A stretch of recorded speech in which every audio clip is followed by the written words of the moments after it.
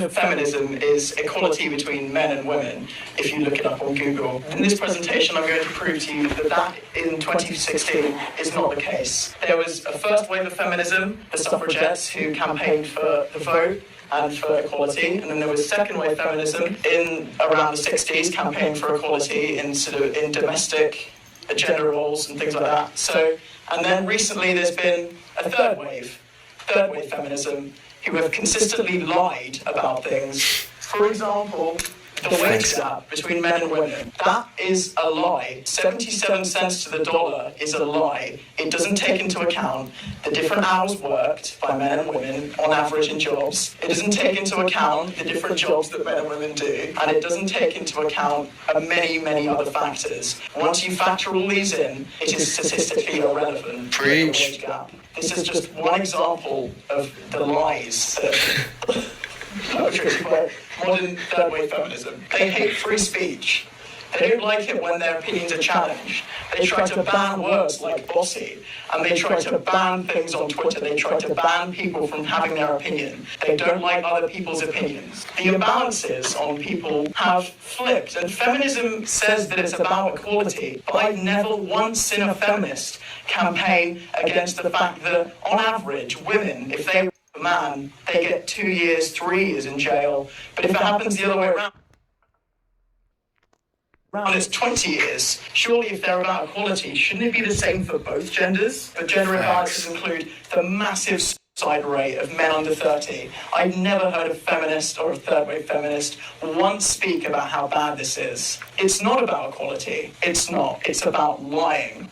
Thank you very much. Any questions? Boy, that boy spit facts and he's got some balls to do that in a school. I could just tell all his boys were looking at him giggling, thinking, shit, man, you're going to get in some trouble. And it's sad that you will get in trouble for spitting facts these days, because people can't take it. Like he says, if you've got a different opinion or if you challenge people's opinions, people start calling you hateful and saying you're attacking them. If it was really about equality, then they'd also talk about male problems, but they don't. All they do is try and victimise women.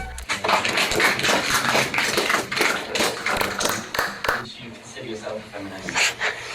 Do you see yourself as a feminist? Was the No, question. I would not, because I don't believe, well, I believe in equality, but I don't believe in feminism because I believe that that's not about equality. Originally, feminism was created because there was an imbalance.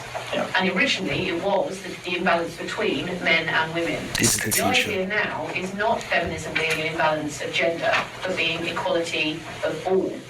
You talk a lot about men versus women. But what about people who call themselves transgender? What about people that perhaps don't identify with a gender at all? That is a completely different topic. The fuck is she on about? This boy speaks like a future leader or some shit. I wouldn't mess with him if I was her. Let's see how this goes. In relation to what? How they should be perceived by society? Do they not count in the idea of feminism?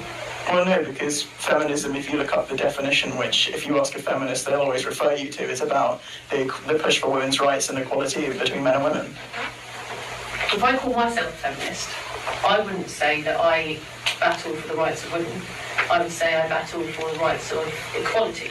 Good for you. That's you personally. You're talking about it in general and how the word's being redefined, and it's not about equality for people. It's about certain women making up lies so they get special privileges. So when we talk about the shift of language and definitions, is it not fair to say that definitions shift and change depending on the need within society?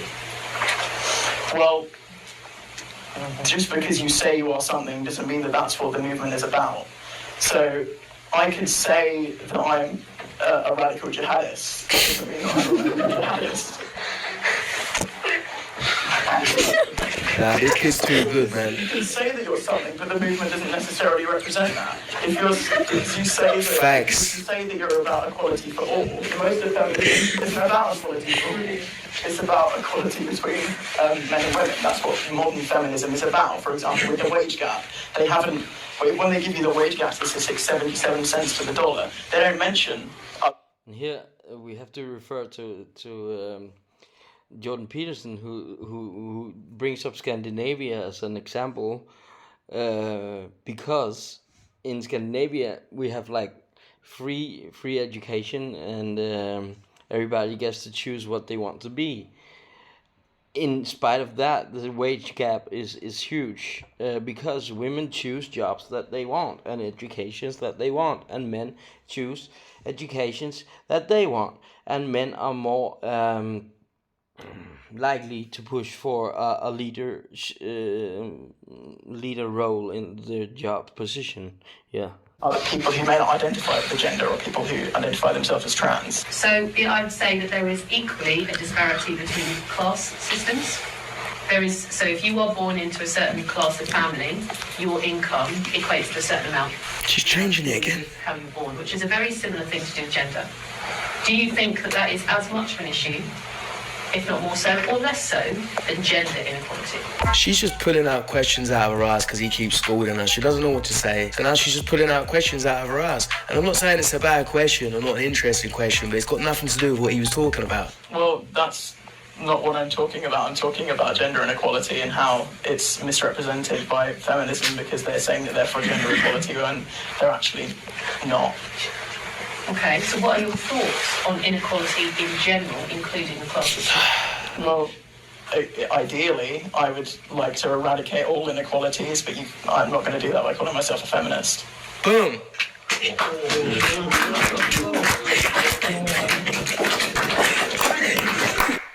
Drop the mic. He smashed it, he hit the nail on the head, and he proved at the end that he's smarter than the teacher. She was asking him questions that had absolutely nothing to do with the presentation. And it's funny, actually, because if you look back at the feminist movement, there was a lot of women that didn't even want it to happen. A lot of them didn't want to go to war and fight. They wanted to stay at home. On top of that, how can we say we were disadvantaged before when we didn't have to fight in wars? The men were the ones that had to go fight in wars. We'll say my body, my choice all day, but we'll never talk about their body, their choice when they get drafted. Women, the majority of women didn't even want the right to vote because it came with the responsibility of getting drafted. So most girls were like, I'm gonna chill in the kitchen. And I absolutely would chill in the kitchen if that was the same thing today. One of the things that frustrates me the most about modern feminism is the way that it kind of makes men feel like they shouldn't be men, or that masculine traits are toxic. Well, I'm here to tell you, fuck that, and to be proud of your masculinity and embrace it.